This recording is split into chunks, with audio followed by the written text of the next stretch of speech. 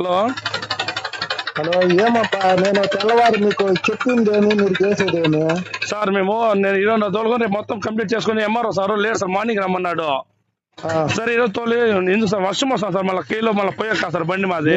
మీ ఇష్టంగా మీరు ఎత్తేస్తే ఏమని అర్థమో సార్. ఇప్పుడు నేను తోలినా కూడా ఒక 60 లోడ్లు కూడా తోలాం సార్. రేపు మార్నింగ్ పర్మిషన్ తీసుకుని తోలుదామంటే సార్ అందుకే ఇప్పుడు ఆపేయమండ్రి. ఇప్పుడు ఆపేయాం సార్, 30 లోడ్లు తోలినాము ఆపేసినాము. రేపు ఎంఆర్ఓ లెటర్ ఇచ్చినారు సార్ మాకు, వీఆర్ఓ లేడు, ఆయనకి ఫీవర్ డ్యూటీకి రాలేదు. తీసుకొని లక్షణంగా తోలుకొని నేనే ముద్దన్లా మార్నింగ్ కూడా మీకు చెప్పినాను కదా. చెప్పినారు సార్, అదే నేను చెప్పేసి అదే సార్, మాకు ఎంఆర్ఓ లెటర్ ఇస్తున్నాడు ఇరిగేషన్ వాళ్ళు సార్ లీవ్ లో. ఎంఆర్ఓ లెటర్ తెస్తే మేము ప్రాసెస్ చేసి ఇస్తాను అంతేగాని మీరు ఏమి లేకుండా మీరు ఇష్టంగా మీరు తోలితే అది బాగుండదు కదా. చెప్పండి, నేను అదే పనిగా మార్నింగ్ పదే చెప్పిన. అవునవును సార్, ఆపేస్తున్నాం సార్. మార్నింగ్ లెటర్ తీసుకుని 11 o'clock బాగుంటది. ఎలా అంటే మళ్ళా ఇబ్బందిగా బాగుండదు కదా. మీ నంబర్ కొద్దిగా చెప్పండి, మళ్ళా మాట్లాడతా.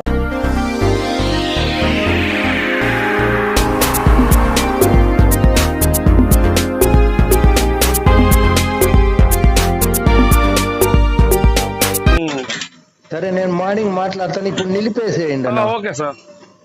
మా ఈ గారు కూడా అదే చెప్పినారు. నేనేమో చెప్పిన మా ఈ గారికి ఈ మాదిరి మార్నింగ్ ఒక అతను వచ్చిన్నాడు, ఈ మాదిరి తీసుకొని రమ్మని చెప్పినాను సార్. అంటే అది ఎట్లా తోలుతాడు, ఆయన పర్మిషన్ లేకుండా ఫోన్ నంబర్ కనుక్కొనేసి చెప్పు, ఖచ్చితంగా నేను చెప్పినాను అనేసి.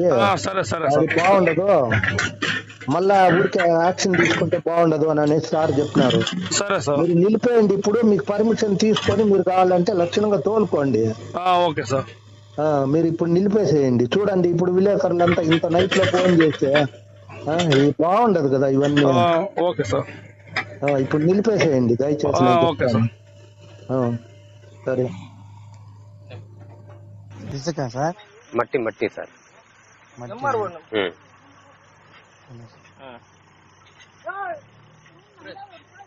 ఇప్పుడు మీకు చాలా సార్లు నేను కంప్లైంట్ చేశాను, చాలా విధాలుగా. ఏం చేయమంటారు సార్? ఇరిగేషన్ డిపార్ట్మెంట్ ఉండారు కదా, వాళ్ళకి చెప్పండి. ఏం రెవెన్యూ వాళ్ళు ఒకరేనా సార్ ఉండేదే? ఇరిగేషనే కదా సార్ అదే చెరువు. సార్ ఇరిగేషన్ వాళ్ళకు ఫోన్ చేస్తే మీ పైన చెప్తున్నారు.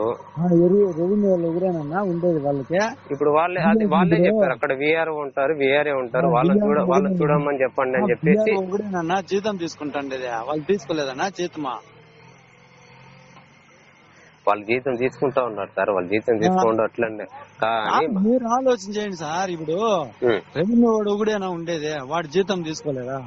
ఇప్పుడు వాళ్ళకి మాకు సంబంధం లేదండి అంటా ఉన్నారు. మరి ఏం చెప్పేది సార్? డిపార్ట్మెంట్ లో వాడు మట్టి ఇప్పుడు ఆయన మొరంలో పవన్ ఉన్నాడు కదా, మన ఆయన సైంటిస్ట్. ఓకే, ఆయనకి పర్మిషన్ ఎట్లా ఇచ్చినారు అప్పుడు ఆ చెరువులో తీసుకోమని చెప్పా?